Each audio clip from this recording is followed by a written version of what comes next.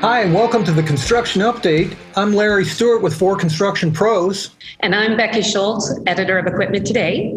And these are the top stories of the week on 4constructionpros.com. Number 10 was the Construction News Tracker, our video broadcast. We talked about Dodge data and analytics measuring an increase in building construction starts across all 3 sections of the building market, non-residential, residential, and non-building. But year-to-date, those starts are 14% lower than 2019. The August index rose 19% to 148, but Dodge chief economist Richard Branch says the construction starts continue to face challenges as we head into the fall. Also in CNT, Dragados, Vinci, Flatiron, HDR, Mott MacDonald start in interstate tunnel work on 9.9 mile Hampton Roads Interstate Bridge and Tunnel Project. $3.8 billion project is off the coast of Virginia. Number 9 on the list of our top 10, the rescheduling of World of Concrete for 2021. The event was scheduled to take place in January in Las Vegas, but now the organizers have moved it to June of next year with educational offerings starting on the 7th and the trade show running from the 8th through the 10th. This is the first time in its 46-year history that the event has been rescheduled, but they felt due to the complications of COVID that this would provide the best opportunity to allow for a face-to-face experience that would otherwise be questionable in early 2021. The question will be is how might it affect attendance going into June given the height of the construction season? Yeah, a lot of unknowns there, too. I mean, in a COVID year, who knows what COVID itself might have done to the program. Hyundai has emerged as the top bidder for Doosan Infracore. In early September, Doosan Infracore, the parent company to Bobcat and South Korea's largest construction equipment maker, opened preliminary bidding for a controlling stake in its operations. Hyundai Heavy Industries is considered to be a top-tier bidder, like another South Korean manufacturer. And I tell you, I remember going to Changwon for a dealer investor event about 15 years ago when Doosan burst onto the construction equipment market flush with money from their power plant and water desalination businesses. Picture a giant ballroom with sheiks and flowing robes and among the assortment of costumes there, denoting money in the attendance. The company acquired Moxie trucks and several other brands since then, and now it faces a debt equivalent to about $3.6 billion scheduled to come due this year. Right, and it sounds like they really got hurt hard when the South Korean government decided to get out of certain industry sectors that are very critical to the power plant business. And so that exacerbated a lot of problems they had with their debt load. So it's definitely going to be an interesting situation if we see Hyundai and Doosan come together, because that could become another global powerhouse. All right, moving on to number 7. It was a story about how the asphalt industry is recycling 97 million tons of old pavement. And this is based on a recent survey by the National Asphalt Pavement Association in partnership with the Federal Highway Administration. The survey indicated that more than 94% of old asphalt pavement is being reused in new pavement construction, with the remainder going into civil engineering applications. The industry reclaimed that 97 million tons of asphalt pavement for future use, and that's equated to a savings of 58.9 million cubic yards of material going into landfills and $5.3 billion in gate fees for disposal. I think this is an interesting article because it reinforces the positive advancements that are taking place in the use of reclaimed asphalt pavement as well as other materials, but it also shows the fact that the asphalt paving sector is one of the largest recyclers of materials in the country, preserving resources, helping the environment, and just making economic sense while still producing a high-quality end product. So our number 6 story was the unfortunate death of a construction worker at the Air and Space Museum on the Capitol Mall, a drywaller who fell from a lift. Just a reminder, that falls are the number 1 cause of fatality in the construction industry, and a real sad story. Absolutely. Moving into the fifth item on our list, the 2021 Chevy Silverado 1500 is adding a multi-flex tailgate and various trailering enhancements announced recently by Chevrolet.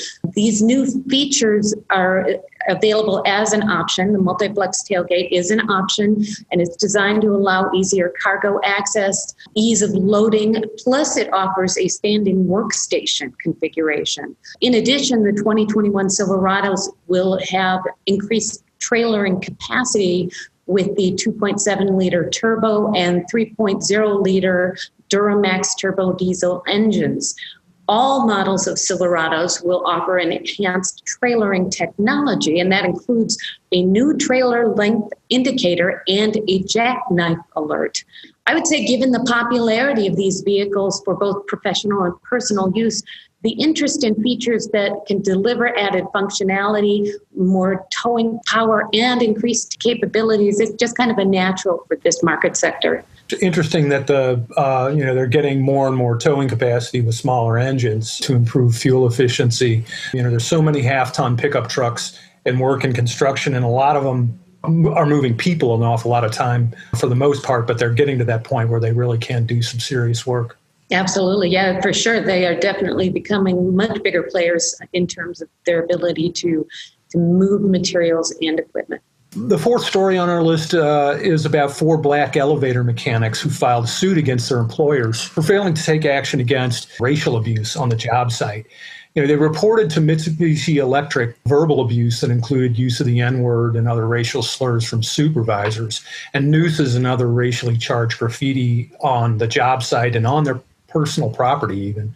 And rather than getting support for their employers, their supervisors retaliated against them. This is a really important story in the current social justice climate.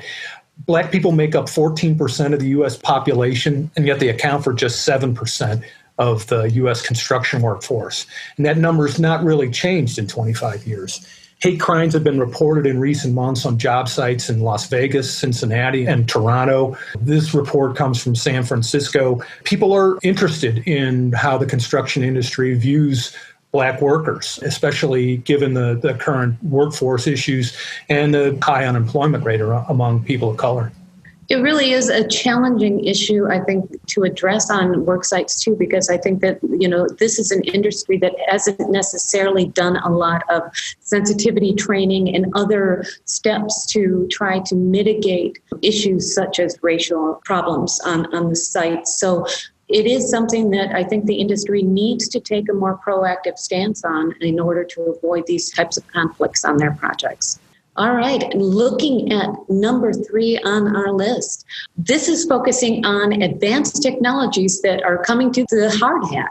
This popular news item looked at smart hard hat technology, including the recent introduction of the Lantronix Guard Hat Communicator Smart Hard Hat, which is designed to enhance worker safety and improve communication on site. The Daiquiri Smart Helmet with Google Glass and augmented reality technology. And the XR10 with HoloLens 2, a collaboration between Trimble and Microsoft that uses mixed reality to improve visualization on projects. I would say the popularity of this article reflects a growing interest in wearables during a time when construction companies are increasingly turning to technology to address challenges of protecting workers and maintaining visibility into projects during the time of social distancing during the pandemic. It's interesting how technology, the bleeding edge, if you will, of technology on project sites is really focused on connecting the people on the project site to people in remote locations that need to know about what's going on, need to be able to assess the current processes and watch for quality control and productivity on the job site, and then offer advice with all the decisions that get made on project sites. You no longer have to rely on people on the project site alone to make that call. Sure, certainly, they're a crucial part of the decision making, but now they can access information from other people who are familiar with the projects, from databases and all the other resources that they can access via the web. Certainly, it gives visibility into what's happening on the job site and what can be done differently on the site to improve the process without actually having to physically be present. So it's a really interesting advance in technology going into the construction process. Yeah, and more, it's not about whether or not you can access the data, but how easily you can access the data. So nobody's having to pull a phone out of their pocket or boot up a tablet or go to the job site office. You know, if you've got heads-up kind of interfaces like those three technologies offer, you can literally ask a question, get an answer from the technology that you're wearing. The number 2 story on our list is the Fluor-led JV that quit the public-private partnership building Baltimore's Purple Line. The Purple Line Transit Partners, which includes Lane Construction and Trailor Brothers, disputes $800 million in cost overruns. The Maryland Transit Administration is looking for contractors to finish that half-done transit line. This is a significant story because it's the biggest public-private partnerships ever. And it's interesting uncertainty to me is that Fluor is also the concessionaire plan to run the Purple Line for the next 36 years.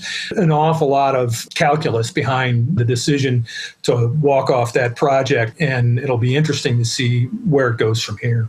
I agree. I think it's going to be very interesting to see where it heads. Topping our list of the top 10 is actually a video. It's the Soil to Stadium time-lapse of the Raiders Allegiant Stadium. And it's a 3-minute time-lapse video that was captured by multiple EarthCam construction cameras. And it showcases the 32 months of construction on the Las Vegas Raiders Stadium in Las Vegas. And I think the reasons for its popularity on our site is that, for one, it's been a high-profile project from the very outset since the Raiders announced the move to Las Vegas, which itself was kind of a surprising decision. I think the other thing is that it's very impressive in its design and scope. It's a nearly $2 billion project, multi-million square footage. I think also adding to the interest is the kickoff of the NFL season and the fact that the Raiders won their first game in their new home. And let's face it, contractors don't just love to show off their own work. They also appreciate seeing other people's projects, and especially it's something of this scale and size in action. It's not just a time lapse, it's a really good time lapse. With angles and stuff that they have on that thing. You can really see the process taking shape in just 3 minutes. Pretty cool stuff. I actually, when I was at ConExpo, I had a chance to take a helicopter ride and had a chance to be right over top of that stadium. And let me tell you, it is impressive. And this time-lapse video definitely helps you to appreciate that so much more. Yeah, that would have been before they put the roof on, right? Yeah. Yeah, okay. So you really could see what was going on there. And absolutely. Very, very cool stuff. Well, I'll tell you, this has been our inaugural edition of the Construction Update. We're putting together a compilation every week of the week's biggest stories. You can find the link to that associated with this video if you want to get into any of the more of the detail here. And if you have any thoughts on how we did it, we'd be glad to take suggestions. Just leave us a comment. And we'll keep sharpening our pencils on how we do this. And for Construction Update, I'm Larry Stewart. And I'm Becky Schultz. Have a good weekend.